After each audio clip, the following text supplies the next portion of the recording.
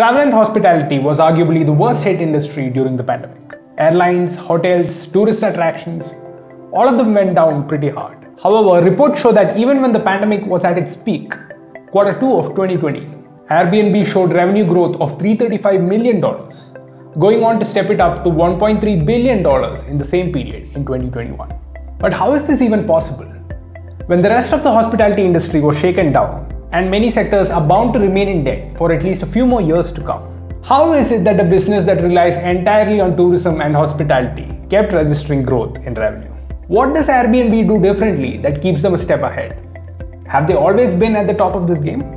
Welcome to MyMoneyKarma's primer on the Airbnb business model, where we explain phenomena from the world of finance and help put financial events in perspective. Keep watching to learn how Airbnb started out in a single apartment and went on to become a $100 billion business. It would be a lot more easier to understand how Airbnb performs this well, even when the rest of the world is crumbling, with a bit more context of its origins. It was in late 2007, finding themselves strapped for cash and having trouble paying their rent in New York, that Brian Chesky and Joe Gebbia decided to let out their spare bedroom. This was also a very opportune decision, because at the time the city was hosting an industrial design conference and all hotels were completely booked. So the roommates bought a few airbeds and offered a place to stay with a website called AirBnB. They charged $80 per night for a place to sleep, along with breakfast in the morning. Sensing a wider opportunity, the team, later joined by co-founder Nathan Blakarsik, together relaunched their website in August 2008. Not long after, the city of Denver hosted the Democratic National Convention. Over 20,000 people visited from across the country. Naturally, all hotels were booked, just as foreseen, and AirBnB was able to host 600 guests for that convention. So far so good, right?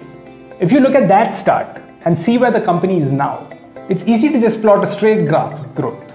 But what you'd be overlooking in that instance is the fact that this is 2008 we're talking about. The economy was in pieces. People were losing jobs, spending power was low, and businesses were being closed left and right. Not exactly a conducive environment for the start of a new business. Airbnb of course felt these difficulties as well. But what it succeeded in doing is turning that exact weakness into its strength. People can spend only less. Airbnb stepped into the market as the budget alternative for stay that could pursue even reluctant travelers. Was that smooth sailing all over? Of course not. Other competitors had seen the opportunity as well, but Airbnb alone managed to survive, thanks to its adaptive strategies and sometimes sheer resilience.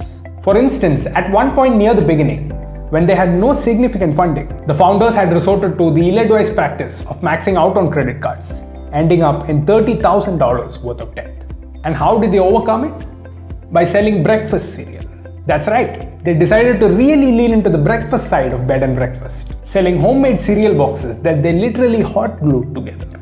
But why would anyone buy those?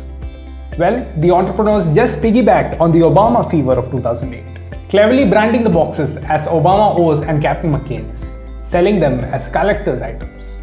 Thankfully though, the venture caught the attention of investors over the following years, which meant credit card debt did not have to stay their mode of funding forever. In January 2009, computer programmer Paul Graham, who saw the true potential of the business, invited the founders to the winter training session of his startup incubator, Y Combinator. At this event, they acquired additional funding of $20,000 as well as vital training in exchange for a small interest in the company. 2 months later, the website was redeveloped and renamed from AirBnB to Airbnb as we know it today. In April of the same year, Sequoia Capital invested another $600,000. Airbnb then went from strength to strength, receiving $7.2 million in November 2010 and later $1.5 billion in January 2015. Today, Airbnb is valued at over $110 billion. Needless to say, you can't always save a business by selling hand-boxed cereal, especially as it grows to new heights. So Airbnb definitely had to have solid business practices in place to scaffold and boost its development.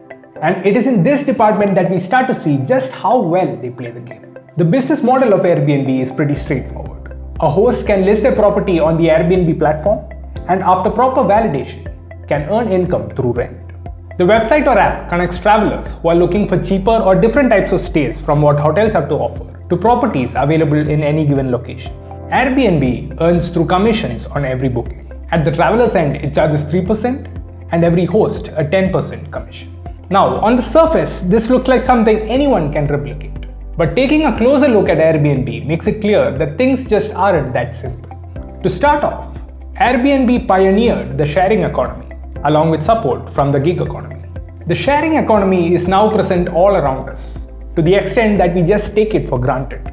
If you're not clear what the sharing economy is, we are talking about things like cabs or bike taxis, wherein the owner of the bike gets to make an income by sharing the ownership of the vehicle temporarily. The example of bike taxis also ties us into the gig economy, where people work for a short period under a formal agreement without being on a payroll, as is the case of the bike owner who picks you up. The Airbnb platform provides hosts with the liberty to post their property as listings, without actually being on any kind of Airbnb payroll, making it a direct contributor to the gig economy as well as the sharing economy. But here's the thing, the sharing economy wasn't as prevalent back then as it is now. To get a better idea, you just need to think back a few years, when bike taxis were just becoming a thing. At least a few of us were a bit reluctant to get on a bike with a total stranger, and some of us still are. This exact phenomenon was standing in the way of Airbnb, only many-fold stronger, as you need a much higher bar of trust in case of a house. And this went both ways too.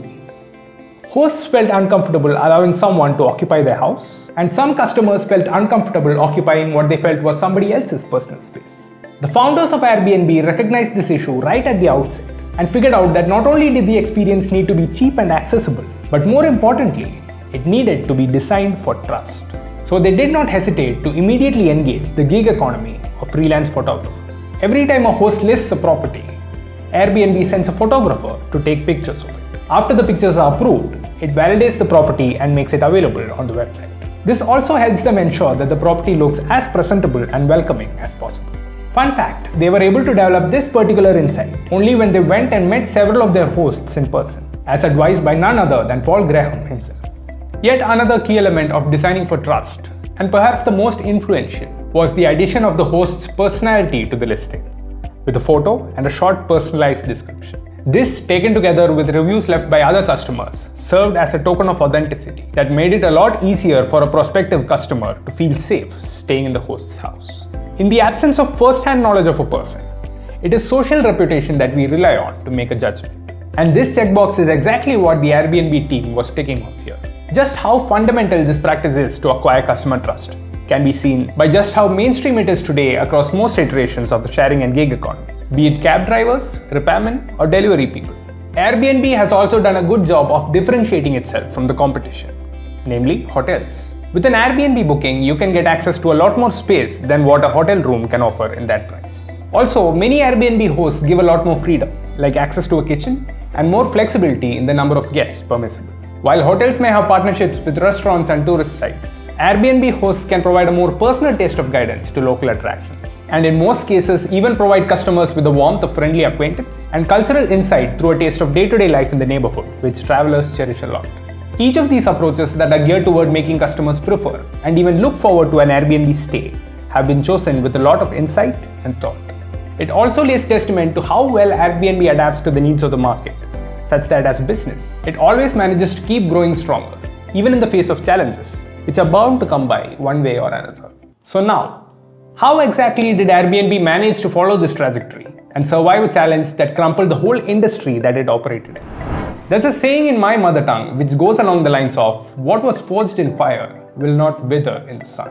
Seeing how Airbnb was born out of one of the lowest points of the economy in recent history makes it a lot easier to comprehend how they are good at coping and even growing during periods of apparent adversity. So just as how Airbnb adapted to the needs of the market and its customers all along the way, how did it repeat that feat during the disastrous COVID pandemic and continue growing? Well, Airbnb simply started offering customers the option to switch from traveling to living with the help of Airbnb. In other words, when the world shouted, "Stay home," Airbnb said, "Well, we could be your home." Unlike hotels, which are established in areas where people travel more, Airbnb offers stays even in remote locations. This not only strengthens the core platform, but also allows introducing customers to new products and services and upsells them. For instance, thanks to the luxury of remote working, citizens in major countries were willing to get out of their houses and work from exotic places they liked by renting Airbnb listings. This way, Airbnb was able to bag bookings that were much longer in period as compared to short stays by travelers. In the US alone, 24% of bookings are for 28 days or more. Airbnb has also introduced a feature called flexible dates, which provides guests with the luxury of freely choosing when to travel. Alongside, the platform has also brought out the flexible matching and flexible destinations tools to explore diverse destinations and listings. According to the reports, 40% of travelers tended to prefer flexibility in travel dates and destinations. Moreover, even during the pandemic, Airbnb has encouraged more hosts to enlist their properties through its rigorous campaigning and easy to sign up features. This supply of listings has been growing steadily in areas of greater demand from guests. For instance, from Q1 to Q2 of 2021, there was an 8% increase in active listings in non-urban destinations of Europe and North America. When the company went public in December 2020, it saw soaring stocks at the beginning of trading. Looking at its numbers during the pandemic and its recovery in the next year, investors are looking quite optimistic towards Airbnb's future. With a market cap of $110 billion already, there is an expectation of accelerated growth in the next 2 to 3 years as well. Airbnb CEO Brian Chesky recently announced that they are no longer just a travel company, but they are also about living, following their successful venture in that direction. Countries like Scotland and Portugal are extending their support to Airbnb by encouraging vacation rentals, while countries like Ireland and France are imposing quotas on the bookings of rental apartments, further tightening restrictions. Airbnb also keeps coming up with ideas to tackle these restrictions, such as encouraging travelers to check out listings from less often used areas. Airbnb sees tremendous potential in India as well and is hopeful about growth in the country, having reportedly contributed $320 million to the Indian GDP since its launch in 2016. So far, there are 70,000 listings across the country, and Airbnb is hoping to grow even more, with some travelers already expressing their preference for longer stays. But it has to be acknowledged that with the global travel halt, Airbnb has seen a significant drop during the pandemic in India and is yet to recover post-COVID. However, the world, though reluctantly, is opening back up to travelers. Though many do still find it a risky extravagance at the moment, the several affordable accommodation options available on Airbnb are playing a significant role in consolidating travel arrangements. In the meantime, they also continue to shine as a much-needed lesson to the world on how to make the most of adversities and turn your weaknesses into your strengths. If you found these ideas helpful, do drop a like, and feel free to let us know your thoughts or suggestions in the comments. And of course, make sure you subscribe to our channel for more such insights and your daily dose of updates from the wide world of finance.